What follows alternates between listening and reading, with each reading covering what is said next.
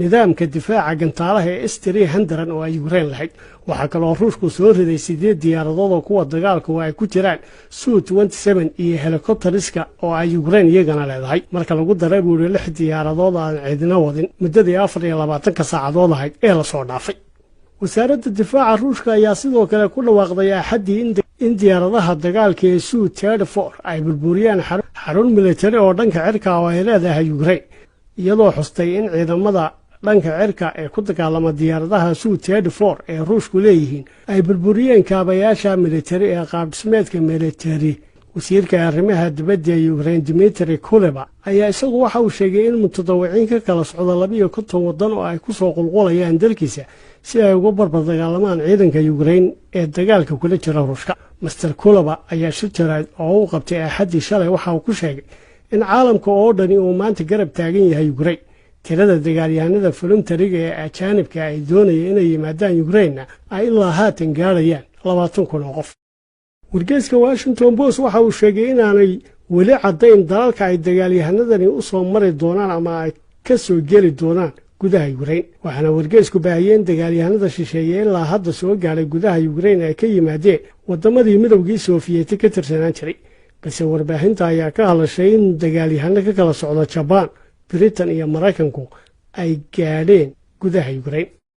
arrintan la xidhiidha taliyaha guud ee ciidamada qalabka sida Ingiriiska Admiral Tony Radache wuxuu ku adkaystay inay sharci darro tahay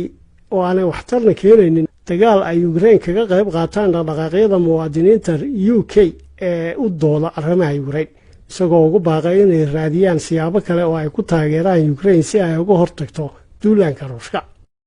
aad baan ugu caddaynay buu yidhi inay sharci darro tahay oo aanay waxtarna lahayn in ciidamada Britain ama dadka Britishka ay tagaan Ukraine oo ka dagaalamaan.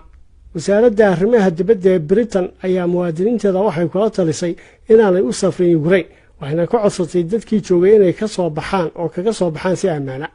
dhankeedana dowladda Poland waxay ka xaqiijisay Axaddii inaanay diyaaradaheeda MiG-29 iyo ciidamadeeda toonna aanay u diri doonin Ukraine, isla markaana aanay ogolaan doonin in garoomada Poland loo adeegsado dagaalka ka socda Ukraine. xafiiska ra'iisul wasaaraha Poland ayaa sheegay in Poland aanay u diri doonin diyaaradaheeda dagaalka dhanka Ukraine, mana ogolaan doonin in la isticmaalo garoomadayada. afhayeen u hadlay wasaaradda difaaca Ruushka Igor Koshinov ayaa hore waxa uu sheegay in wasaaradda difaaca Ruushku ay ogtahay in tiro ka mid ah diyaaradaha dagaalka ee Ukraine ay tageen Romania iyo dalal kale oo deris la ah Ukraine, isagoo ka digay in loo ogolaado diyaaradaha dagaalka Ukraine inay isticmaalaan garoomada dalalka kale. suuragalna ay tahay in waddamadaasi haddii ay ka qayb galaan dagaalka loo tixgelin doono inay colaadda qayb ka yihiin.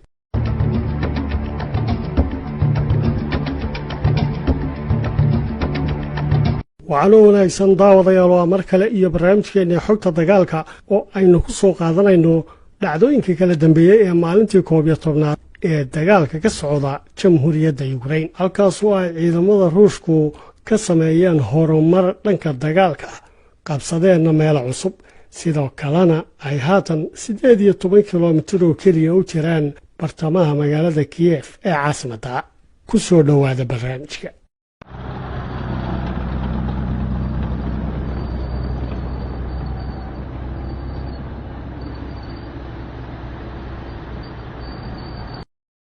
ciidamada Ruushka ayaa jihada bari kaga sameeyey go'doon magaalada caasimadda ee Kiev kadib marka ay hore uga go'doomiyeen jihada waqooyi. waxaana soo baxaya warar kala duwan oo Maraykanka laftoodu oo ku saabsan in Maraykanka laftooda ay doonayaan haatan in caasimadda Kiev ay ku dhacdo gacanta Ruushka oo la qabto ama la dilo madaxweyne Zelensky. waana qorshaha ay wataan ururada Yuhuudda caalamiga oo doonaya inay ka dhigaan madaxweynaha Ukraine xidig ama halgamaa jiilasha soo socda ee Yuhuudda ay ku dayda, iyagoo ururada Yuhuuddii isku dayaya inay halkaa ka abuuraan dib u habayn iyo dib ururin shucuubta Yuhuudda si ay ula dagaalamaan Ruushka. sidii aynu barnaamijkeenna horeba ku sheegnay, ciidamada Ruushku horumar ayay ka soo sameeyeen jihadan iyagoo daafaha magaalada caasimaddaana soo fadhiistay. haddii aynu maamka caasimadda dhinacan u soo qaadno, ciidanka Ruushku waxay qabsadeen madaarka Gostomel ee duleedka caasimadda. laakiin weli waxay ku doodayaan ciidamada Ukraine inay ciidamada Ruushka dib uga saareen garoonka diyaaradeed. Isniintan maantana waxay ciidamada Ruushku soo gaareen halkan oo ah deegaanka Erbil. ciidamadii jihada bari ka soo socday jihada bari ee caasimadda ka soo socday ee Ruushka ahaa waxay qabsadeen magaalada Tombari oo bariga caasimadda ku taala. waxay kaloo qabsadeen magaalada Borohimia. aaggan oo dhan ayaa waxaa muuqda inay ciidamada Ruushku markaa ay qabsadeen. ciidamada Ruushku sidoo kale waxay koonfurta caasimadda Kiev ku soo daadiyeen ciidamada baarishuudka ku soo dega iyagoo isku dayaya inay dhanka koonfureedna ka xidhaan caasimadda. isku dayooda kalena uu yahay inay qabsadaan xarunta weyn ee laga dhaliyo dabku ay isticmaasho magaalada Kiev. laakiin isku daygaa dambe ee ay isku dayeen inay xarunta dabka laga dhaliyo qabsadaan way fashilantay. magaalada Kharkiv ayaan iyaduna weli ku dhicin gacanta Ruushka inkastoo ciidamada Ruushku ay isku gadaameen oo afarta dhinacba ay ka xigaan. barnaamijkeennii hore sidaynu ku sheegnay halkan ciidamada Ruushku waxay qabsadeen magaalada Kherson iyagoo ka tallaabay webiga oo isku dayaya inay dhabarka ka soo galaan dekedda Odessa. ilaa haatan dhankan jihadana wax horumarihi kama iman oo magaalada Yaribos ee ay ku taallay xarunta quwadda nukliyeerku gacanta waxaa ku haya ciidamada Ruushka. laakiin magaaladan kale ee dekedda ee Mariupol ayaa weli lagu dagaalamayaa oo ay afarta dhinacba ciidamada Ruushku ka fadhiyaan, laakiin ay u suurageli wada inay galaan ilaa hadda.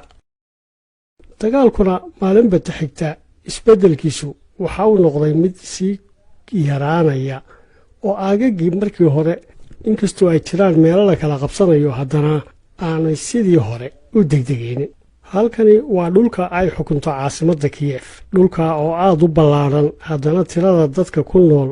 caasimaddu ay ilaa 2 milyan oo keliya noqonaya, waxaana qayb ka ah dhulka oo mara webiga Dnieper.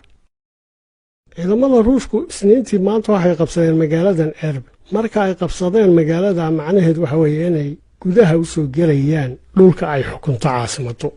iyadoo Erbil iyo bartamaha caasimadda ay u dhaxayso masaafo 18 kilomitir oo keliya. ciidamada Ruushku waxay sidoo kale isku dayeen inay soo galaan magaalada Bucha, laakiin dib baa looga celiyey.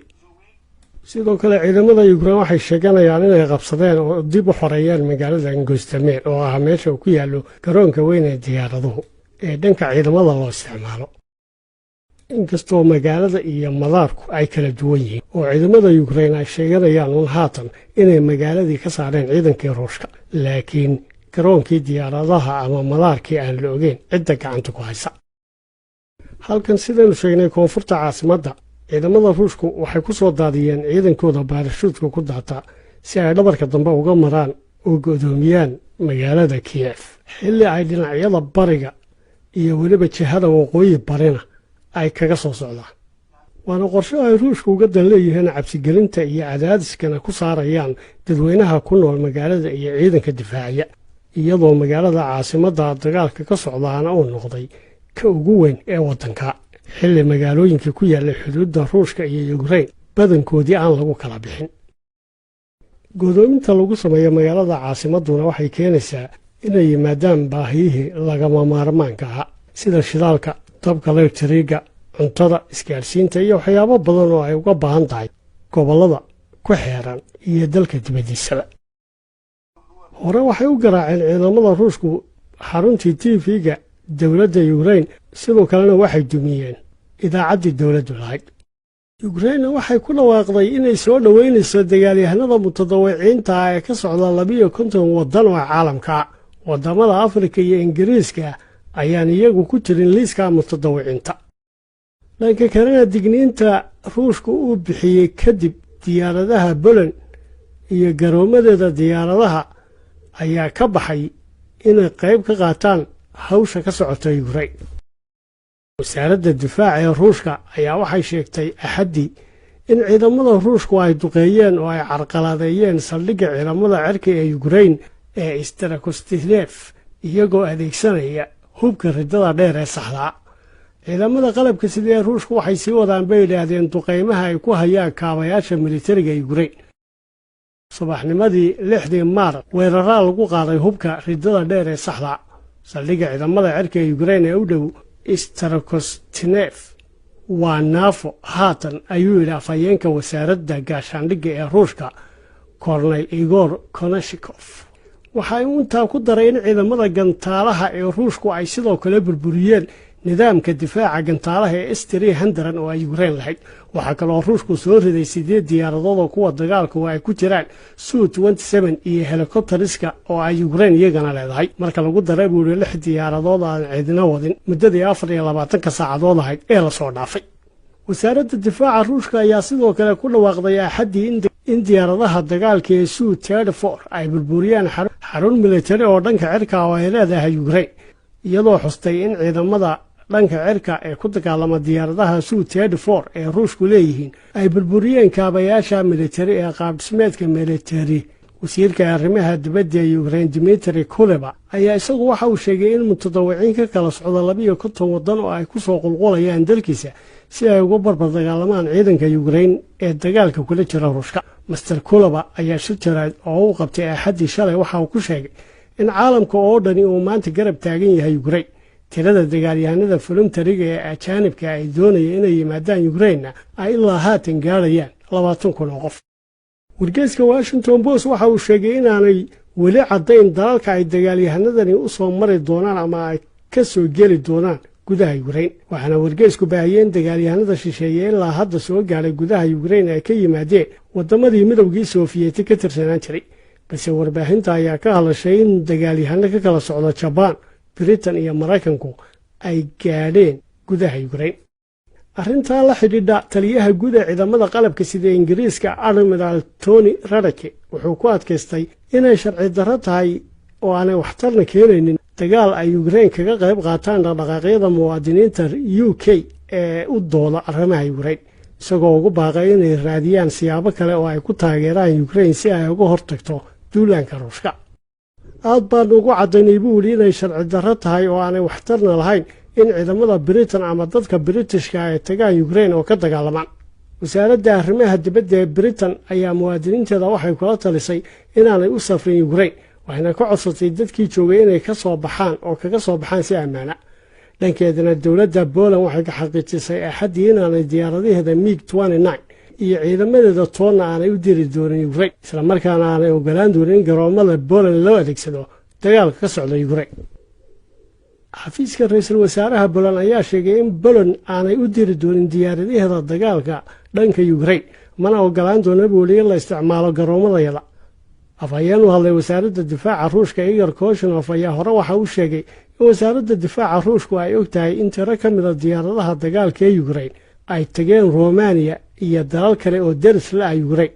isagoo ka digay in loo ogolaado diyaaradaha dagaalka Ukraine inay isticmaalaan garoomada dalalka kale. suuragalna ay tahay in waddamadaasi haddii ay ka qayb galaan dagaalka loo tixgelin doono inay colaadda qayb ka yihiin.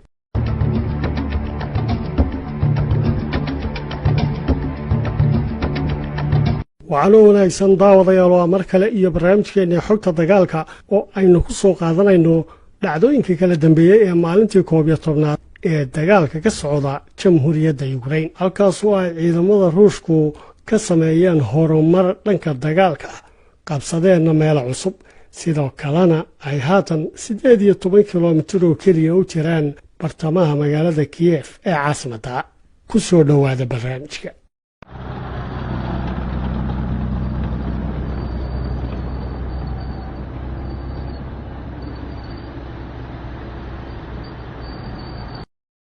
ciidamada Ruushka ayaa jihada bari kaga sameeyey go'doon magaalada caasimadda ee Kiev kadib marka ay hore uga go'doomiyeen jihada waqooyi. waxaana soo baxaya warar kala duwan oo Maraykanka laftoodu oo ku saabsan in Maraykanka laftooda ay doonayaan haatan in caasimadda Kiev ay ku dhacdo gacanta Ruushka oo la qabto ama la dilo madaxweyne Zelensky. waana qorshaha ay wataan ururada Yuhuudda caalamiga oo doonaya inay ka dhigaan madaxweynaha Ukraine xidig ama halgamaa jiilasha soo socda ee Yuhuudda ay ku dayda, iyagoo ururada Yuhuuddii isku dayaya inay halkaa ka abuuraan dib u habayn iyo dib ururin shucuubta Yuhuudda si ay ula dagaalamaan Ruushka. sidii aynu barnaamijkeenni horeba ku sheegnay ciidamada ruushku horumar ayay ka soo sameeyeen jihadan iyagoo daafaha magaalada caasimadana soo fadhiistay haddii aynu maamka caasimadda dhinacan u soo qaadno ciidanka ruushku waxay qabsadeen madaarka gustameel ee duleedka caasimadda laakiin weli waxay ku doodayaan ciidamada yukrain inay ciidamada ruushka dib uga saareen garoonka diyaaradeed isniintan maantana waxay ciidamada ruushku soo gaadheen halkan oo ah deegaanka erbil ciidamadii jihada bari ka soo socday jihada bari ee caasimadda ka soo socday ee ruushka ahaa waxay qabsadeen magaalada tombari oo bariga caasimadda ku taala waxay kaloo qabsadeen magaalada borohimiya aaggan oo dhan ayaa waxaa muuqda inay ciidamada ruushku markaa ay qabsadeen ciidamada ruushku sidoo kale waxay koonfurta caasimadda kiyef ku soo daadiyeen ciidamada baarishuudka ku soo dega iyagoo isku dayaya inay dhanka koonfureedna ka xidhaan caasimadda iskudayooda kalena uu yahay inay qabsadaan xarunta weyn ee laga dhaliyo dabku ay isticmaasho magaalada kiyef laakiin iskudaygaa dambe ee ay isku dayeen inay xaruntaa dabka laga dhaliga qabsadaan way fashilantay magaalada kharkiv ayaan iyaduna weli ku dhicin gacanta ruushka inkastoo ciidamada ruushku ay isku gadaameen oo afarta dhinacba ay ka xigaan barnaamijkeenni hore sidaynu ku sheegnay halkan ciidamada ruushku waxay qabsadeen magaaladan kherson iyagoo ka tallaabay webiga oo isku dayaya inay dhabarka ka soo galaan dekedda odesa ilaa haatan dhankan jihadana wax horumarihi kama iman oo magaalada yaribos ee ay ku taallay xarunta quwadda nukliyaarku gacanta waxaa ku haya ciidamada ruushka laakiin magaaladan kale ee dekedda ee maribol ayaa weli lagu dagaalamayaa oo ay afarta dhinacba ciidamada ruushku ka fadhiyaan laakiin ay u suura geli wada inay galaan ilaa hadda dagaalkuna maalinbata xigta isbeddelkiisu waxa uu noqday mid sii yaraanaya oo aagaggii markii hore inkastoo ay jiraan meelo la kala qabsanayo haddana aanay sidii hore u degdegaynin halkani waa dhulka ay xukunto caasimadda kiyef dhulka oo aad u ballaadhan haddana tirada dadka ku nool caasimaddu ay ilaa 2 milyan oo keliya noqonayaan waxaana qayb ka ah dhulka ah oo mara webiga dineebar ciidamada ruushku isniintii maanta waxay qabsadeen magaaladan erbil marka ay qabsadeen magaalada macnaheed waxa weeye inay gudaha u soo gelayaan dhulka ay xukunto caasimaddu iyadoo erben iyo bartamaha caasimadda ay u dhaxayso masaafo 18 kilomitir oo keliya ciidamada ruushku waxay sidoo kale isku dayeen inay soo galaan magaalada buutsha laakiin dib baa looga celiyey sidoo kale ciidamada yukrain waxay sheeganayaan inay qabsadeen oo dib u xoreeyeen magaalada gostameel oo ah meesha uu ku yaallo garoonka weyn ee diyaaraduhu ee dhanka ciidamada loo isticmaalo inkastoo magaalada iyo madaarku ay kala duwan yihiin oo ciidamada yukrain ay sheeganayaan uun haatan inay magaaladii ka saareen ciidankii ruushka laakiin garoonkii diyaaradaha ama madaarkii aan la ogeyn cidda gacanta ku haysa halkan sidaynu sheegnay koonfurta caasimadda ciidamada ruushku waxay ku soo daadiyeen ciidankooda baarishuudka ku daata si ay dhabarka dambe uga maraan oo go'doomiyaan magaalada kiyef xilli ay dhinacyada bariga iyo weliba jihada waqooyi barina ay kaga soo socdaan waana qorshe ay ruushku uga dan leeyihiin cabsigelinta iyo cadaadiskana ku saarayaan dadweynaha ku nool magaalada iyo ciidanka difaacaya iyadoo magaalada caasimadda dagaalka ka socdaana uu noqday ka ugu weyn ee waddanka xilli magaalooyinka ku yaallay xuduudda ruushka iyo yukrain badankoodii aan lagu kala bixin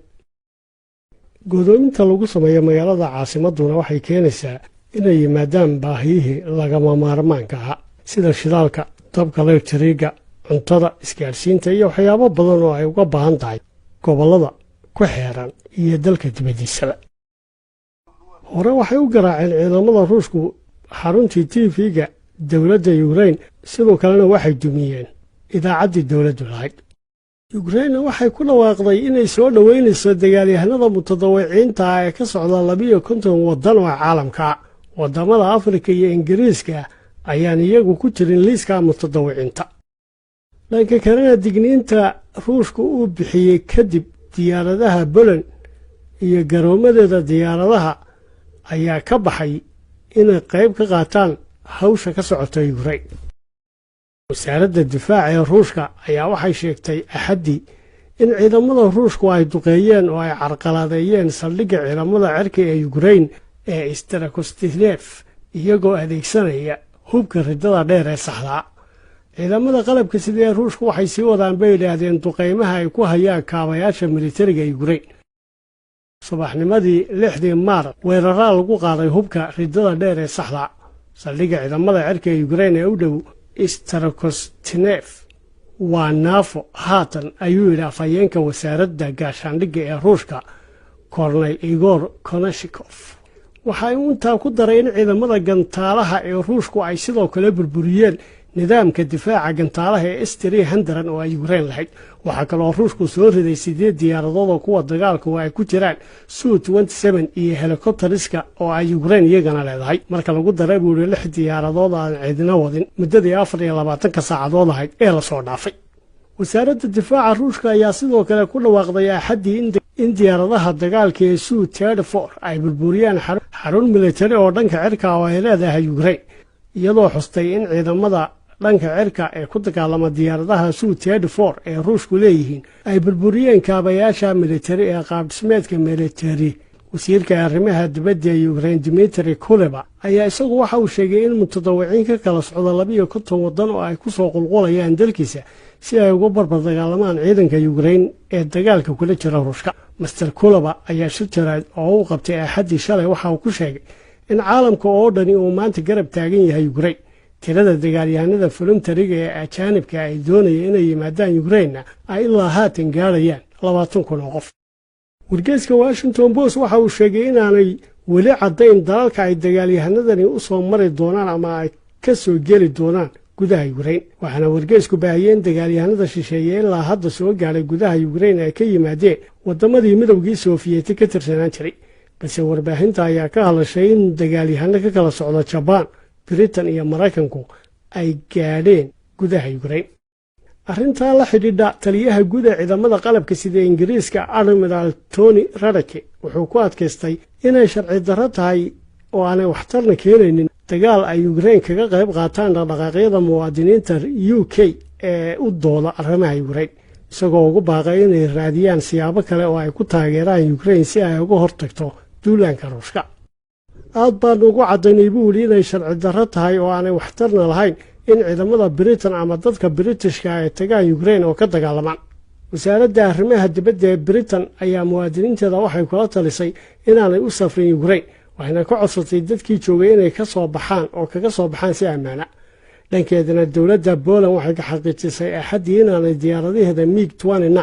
iyo ciidamadeeda toonna aanay u diri doonin Ukraine, isla markaana aanay ogolaan doonin in garoomada Poland loo adeegsado dagaalka ka socda Ukraine.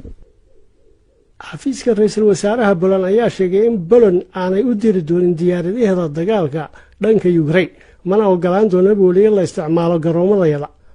afhayeen u hadlay wasaaradda difaaca Ruushka Igor Koshinov ayaa hore waxa uu sheegay in wasaaradda difaaca Ruushku ay ogtahay in tiro ka mid ah diyaaradaha dagaalka ee Ukraine ay tageen Romania iyo dalal kale oo deris la ah Ukraine,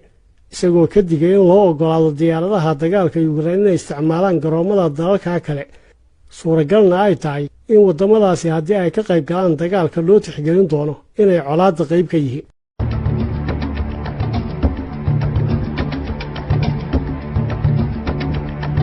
waxaana wanaagsan daawadayaal waa mar kale iyo barnaamijkeena xogta dagaalka oo aynu ku soo qaadanayno dhacdooyinka kala dambeeyay ee maalintii 11aad ee dagaalka ka socda jamhuuriyadda Ukraine, halkaas oo ay ciidamada Ruushku ka sameeyeen horumar dhanka dagaalka, qabsadeenna meel cusub, sidoo kalena ay haatan 18 kilomitir oo keliya u jiraan bartamaha magaalada Kiev ee caasimadda. ku soo dhowaada barnaamijka.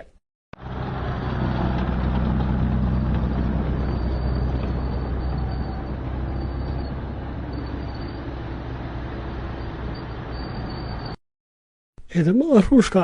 ayaa jihada bari kaga sameeyay go'doon magaalada caasimadda ee Kiev kadib markii ay hore uga go'doomiyeen jihada waqooyi. waxaana soo baxaya warar kala duwan oo Mareykanka laftoodu in ay oo ku saabsan in Mareykanka laftooda ay doonayaan haatan in caasimadda Kiev ay ku dhacdo gacanta Ruushka oo la qabto ama la dilo madaxweyne Zelensky. waana qorshaha ay wataan ururada Yuhuudda caalamiga oo doonaya inay ka dhigaan madaxweynaha Ukraine xidig ama halgamaa jiilasha soo socda ee yuhuuddahay ay ku daydaan iyagoo ururada yuhuuddihii isku dayaya inay halkaa ka abuuraan dib u habayn iyo dib ururin shucuubta yuhuudda si ay ula dagaalamaan ruushka sidii aynu barnaamijkeenni horeba ku sheegnay ciidamada ruushku horumar ayay ka soo sameeyeen jihadan iyagoo daafaha magaalada caasimaddaana soo fadhiistay haddii aynu maamka caasimadda dhinacan u soo qaadno ciidanka ruushku waxay qabsadeen madaarka gustameel ee duleedka caasimadda laakiin weli waxay ku doodayaan ciidamada yukrain inay ciidamada ruushka dib uga saareen garoonka diyaaradeed isniintan maantana waxay ciidamada ruushku soo gaadheen halkan oo ah deegaanka erbe ciidamadii jihada bari ka soo socday jihada bari ee caasimadda ka soo socday ee ruushka ahaa waxay qabsadeen magaalada tombari oo bariga caasimadda ku taala waxay kaloo qabsadeen magaalada borohimiya aaggan oo dhan ayaa waxaa muuqda inay ciidamada ruushku markaa ay qabsadeen ciidamada ruushku sidoo kale waxay koonfurta caasimadda kiyef ku soo daadiyeen ciidamada baarishuudka ku soo dega iyagoo isku dayaya inay dhanka koonfureedna ka xidhaan caasimadda iskudayooda kalena uu yahay inay qabsadaan xarunta weyn ee laga dhaliyo dabku ay isticmaasho magaalada kiyef laakiin iskudaygaa dambe ee ay isku dayeen inay xaruntaa dabka laga dhaliyo qabsadaan way fashilantay magaalada kharkiv ayaan iyaduna weli ku dhicin gacanta ruushka inkastoo ciidamada ruushku ay isku gadaameen oo afarta dhinacba ay ka xigaan barnaamijkeenni hore sidaynu ku sheegnay halkan ciidamada ruushku waxay qabsadeen magaaladan kherson iyagoo ka tallaabay webiga oo isku dayaya inay dhabarka ka soo galaan dekedda odesa ilaa haatan dhankan jihadana wax horumarihi kama iman oo magaalada yaribos ee ay ku taallay xarunta quwadda nukliyaarku gacanta waxaa ku haya ciidamada ruushka laakiin magaaladan kale ee dekedda ee maribol ayaa weli lagu dagaalamayaa oo ay afarta dhinacba ciidamada ruushku ka fadhiyaan laakiin ay u suura geli wada inay galaan ilaa hadda dagaalkuna maalinbata xigta isbeddelkiisu waxa uu noqday mid sii yaraanaya oo aagaggii markii hore inkastoo ay jiraan meelo la kala qabsanayo haddana aanay sidii hore u degdegaynin halkani waa dhulka ay xukunto caasimadda kiyef dhulka oo aad u ballaadhan haddana tirada dadka ku nool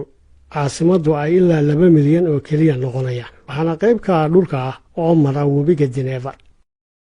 ciidamada ruushku isniintii maanta waxay qabsadeen magaaladan erb marka ay qabsadeen magaalada macnaheed waxa weeye inay gudaha u soo gelayaan dhulka ay xukunto caasimaddu iyadoo erben iyo bartamaha caasimadda ay u dhaxayso masaafo 18 kilomitir oo keliya ciidamada ruushku waxay sidoo kale isku dayeen inay soo galaan magaalada buutsha laakiin dib baa looga celiyey sidoo kale ciidamada yukrain waxay sheeganayaan inay qabsadeen oo dib u xoreeyeen magaalada gostameel oo ah meesha uu ku yaallo garoonka weyn ee diyaaraduhu ee dhanka ciidamada loo isticmaalo inkastoo magaalada iyo madaarku ay kala duwan yihiin oo ciidamada yukrain ay sheeganayaan un haatan inay magaaladii ka saareen ciidankii ruushka laakiin garoonkii diyaaradaha ama madaarkii aan la ogeyn cidda gacanta ku haysa halkan sidaynu sheegnay koonfurta caasimadda ciidamada ruushku waxay ku soo daadiyeen ciidankooda baarishuudka ku daata si ay dhabarka dambe uga maraan oo go'doomiyaan magaalada kiyef xilli ay dhinacyada bariga iyo weliba jihada waqooyi barina ay kaga soo socdaan waana qorshe ay ruushku uga dan leeyihiin cabsigelinta iyo cadaadiskana ku saarayaan dadweynaha ku nool magaalada iyo ciidanka difaacaya iyadoo magaalada caasimadda dagaalka ka socdaana uu noqday ka ugu weyn ee waddanka xilli magaalooyinkii ku yaallay xuduudda ruushka iyo yukrain badankoodii aan lagu kala bixin godoominta lagu sameeyo magaalada caasimadduna waxay keenaysaa inay yimaadaan baahiyihii lagama maarmaanka ahaa sida shidaalka dabka elektriga cuntada isgaadhsiinta iyo waxyaabo badan oo ay uga baahan tahay gobollada ku xeeran iyo dalka dibaddiisaba hore waxay u garaaceen ciidamada ruushku xaruntii tv-ga dowladda yukrain sidoo kalena waxay dumiyeen idaacaddii dowladdu lahayd yukrainna waxay ku dhawaaqday inay soo dhoweynayso dagaalyahanada mutadawiciinta ee ka socda 52 waddan oo caalamka waddamada afrika iyo ingiriiska ayaan iyagu ku jirin liiska mutadawiciinta dhanka kalena digniinta ruushku uu bixiyey kadib diyaaradaha Poland iyo garoomadeeda diyaaradaha ayaa ka baxay inay qayb ka qaataan hawsha ka socota Ukraine. wasaaradda difaaca ee Ruushka ayaa waxay sheegtay Axaddii in ciidamada Ruushku ay duqeeyeen oo ay carqaladeeyeen saldhigga ciidamada cirka ee Ukraine ee Starokostinev iyagoo adeegsanaya hubka ridada dheer ee saxda. ciidamada qalabka sida ee Ruushku waxay sii wadaan bay yiraahdeen duqeymaha ay ku hayaan kaabayaasha militariga Ukraine. subaxnimadii 6 Maarch weerarada lagu qaaday hubka ridada dheer ee saxda saldhigga ciidamada cirka ee Ukraine ee u dhow Starokostinev waa naafo haatan ayuu yidhi afhayeenka wasaaradda gaashaandhigga ee Ruushka Korneyl Igor Konashikov. waxa uu intaa ku daray in ciidamada gantaalaha ee Ruushku ay sidoo kale burburiyeen nidaamka difaaca gantaalaha ee S-300 oo ay Ukraine lahayd. waxa kale oo Ruushku soo riday 8 diyaaradood oo kuwa dagaalka oo ay ku jiraan Su-27 iyo helikobteriska oo ay Ukraine iyagana leedahay. marka lagu daray buu 6 diyaaradood aan ciidina wadin muddadii 24 saacadood ahayd ee la soo dhaafay. wasaaradda difaaca Ruushka ayaa sidoo kale ku dhawaaqday Axaddii in diyaaradaha dagaalka ee Su-34 ay burburiyaan xarun militari oo dhanka cirka oo ay leedahay Ukraine, iyadoo xustay in ciidamada dhanka cirka ee ku dagaalama diyaaradaha Su-34 ee Ruushku leeyihiin ay burburiyeen kaabayaasha militari ee qaab dhismeedka militari. wasiirka arrimaha dibadda ee Ukraine Dmitry Kuleba ayaa isagu waxa uu sheegay in mutadawiciin ka kala socda 12 waddan oo ay ku soo qulqulayaan dalkiisa si ay uga barbar dagaalamaan ciidanka Ukraine ee dagaalka kula jira Ruushka. Mr. Kuleba ayaa shir jaraa'id oo uu qabtay Axaddii shalay waxa uu ku sheegay in caalamka oo dhani uu maanta garab taagan yahay Ukraine. tirada dagaalyahanada voluntariga ee ajaanibka ay doonayeen inay yimaadaan Ukraine ay ilaa haatan gaarayaan 20,000 oo qof.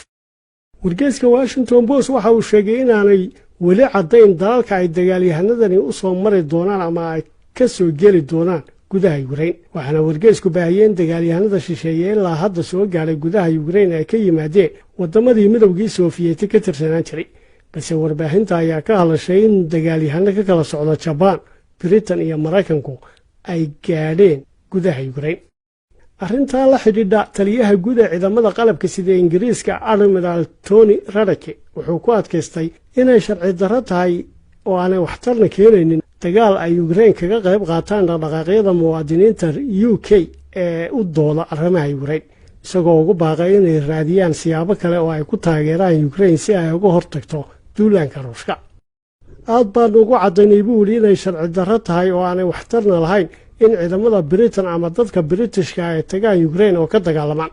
wasaaradda arrimaha dibadda ee Britain ayaa muwaadiniinteeda waxay kula talisay inaanay u safrin Ukraine, waxayna ka codsatay dadkii joogay inay ka soo baxaan oo kaga soo baxaan si ammaana. dhankeedana dowladda Poland waxay ka xaqiijisay Axaddii inaanay diyaaradaheeda MiG-29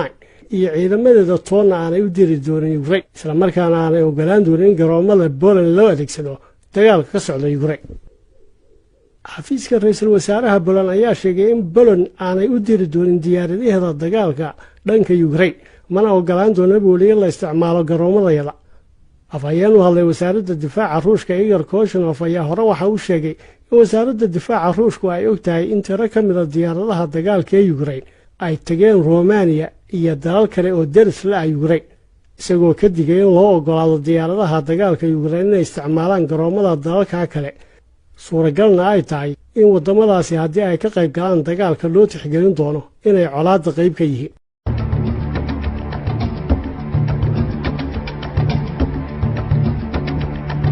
waxaana wanaagsan daawadayaal waa mar kale iyo barnaamijkeena xogta dagaalka oo aynu ku soo qaadanayno dhacdooyinka kala dambeeyay ee maalintii 11aad ee dagaalka ka socda jamhuuriyadda Ukraine, halkaasoo ay ciidamada Ruushku ka sameeyeen horumar dhanka dagaalka,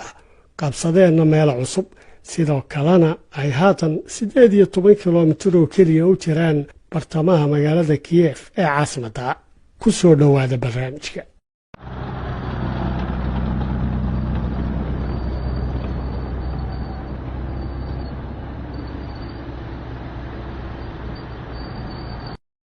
ciidamada Ruushka ayaa jihada bari kaga sameeyay go'doon magaalada caasimadda ee Kiev kadib marka ay hore uga go'doomiyeen jihada waqooyi. waxaana soo baxaya warar kala duwan oo Mareykanka laftoodu in ay oo ku saabsan in Mareykanka laftooda ay doonayaan haatan in caasimadda kiyef ay ku dhacdo gacanta ruushka oo la qabto ama la dilo madaxweyne zelenski waana qorshaha ay wataan ururada yuhuudda caalamiga oo doonaya inay ka dhigaan madaxweynaha yukrain xidig ama halgamaa jiilasha soo socda ee yuhuudda ay ku daydaan iyagoo ururada yuhuuddihii isku dayaya inay halkaa ka abuuraan dib u habayn iyo dib ururin shucuubta yuhuudda si ay ula dagaalamaan ruushka sidii aynu barnaamijkeenni horeba ku sheegnay ciidamada ruushku horumar ayay ka soo sameeyeen jihadan iyagoo daafaha magaalada caasimaddaana soo fadhiistay haddii aynu maamka caasimadda dhinacan u soo qaadno ciidanka ruushku waxay qabsadeen madaarka gustameel ee duleedka caasimadda laakiin weli waxay ku doodayaan ciidamada yukrain inay ciidamada ruushka dib uga saareen garoonka diyaaradeed isniintan maantana waxay ciidamada ruushku soo gaadheen halkan oo ah deegaanka erbe ciidamadii jihada bari ka soo socday jihada bari ee caasimadda ka soo socday ee ruushka ahaa waxay qabsadeen magaalada tombari oo bariga caasimadda ku taala waxay kaloo qabsadeen magaalada borohimiya aaggan oo dhan ayaa waxaa muuqda inay ciidamada ruushku markaa ay qabsadeen ciidamada ruushku sidoo kale waxay koonfurta caasimadda kiyef ku soo daadiyeen ciidamada baarashuudka ku soo dega iyagoo isku dayaya inay dhanka koonfureedna ka xidhaan caasimadda iskudayooda kalena uu yahay inay qabsadaan xarunta weyn ee laga dhaliyo dabku ay isticmaasho magaalada kiyef laakiin iskudaygaa dambe ee ay isku dayeen inay xaruntaa dabka laga dhaliya qabsadaan way fashilantay magaalada kharkiv ayaan iyaduna weli ku dhicin gacanta ruushka inkastoo ciidamada ruushku ay isku gadaameen oo afarta dhinacba ay ka xigaan barnaamijkeenii hore sidaynu ku sheegnay halkan ciidamada ruushku waxay qabsadeen magaaladan kherson iyagoo ka tallaabay webiga oo isku dayaya inay dhabarka ka soo galaan dekedda odesa ilaa haatan dhankan jihadana wax horumarihi kama iman oo magaalada yaribos ee ay ku taallay xarunta quwadda nukliyaarku gacanta waxaa ku haya ciidamada ruushka laakiin magaaladan kale ee dekedda ee maribol ayaa weli lagu dagaalamayaa oo ay afarta dhinacba ciidamada ruushku ka fadhiyaan laakiin ay u suura geli wada inay galaan ilaa hadda dagaalkuna maalinba xigta isbeddelkiisu waxa uu noqday mid sii yaraanaya oo aagaggii markii hore inkastoo ay jiraan meelo la kala qabsanayo haddana aanay sidii hore u degdegaynin halkani waa dhulka ay xukunto caasimadda kiyef dhulka oo aad u ballaadhan haddana tirada dadka ku nool caasimaddu ay ilaa 2 milyan oo keliya noqonayaan waxaana qayb ka ah dhulka ah oo mara webiga dineevar ciidamada ruushku isniintii maanta waxay qabsadeen magaaladan erbe marka ay qabsadeen magaalada macnaheed waxa weeye inay gudaha u soo gelayaan dhulka ay xukunto caasimaddu iyadoo erben iyo bartamaha caasimadda ay u dhaxayso masaafo 18 kilomitir oo keliya ciidamada ruushku waxay sidoo kale isku dayeen inay soo galaan magaalada buursha laakiin dib baa looga celiyey sidoo kale ciidamada yukrain waxay sheeganayaan inay qabsadeen oo dib u xoreeyeen magaalada gostameel oo ah meesha uu ku yaallo garoonka weyn ee diyaaraduhu ee dhanka ciidamada loo isticmaalo inkastoo magaalada iyo madaarku ay kala duwan yihiin oo ciidamada yukrain ay sheeganayaan un haatan inay magaaladii ka saareen ciidankii ruushka laakiin garoonkii diyaaradaha ama madaarkii aan la ogeyn cidda gacanta ku haysa halkan sidaynu sheegnay koonfurta caasimadda ciidamada ruushku waxay ku soo daadiyeen ciidankooda baarashuudka ku daata si ay dhabarka dambe uga maraan oo go'doomiyaan magaalada kiyef xilli ay dhinacyada bariga iyo weliba jihada waqooyi barina ay kaga soo socdaan waana qorshe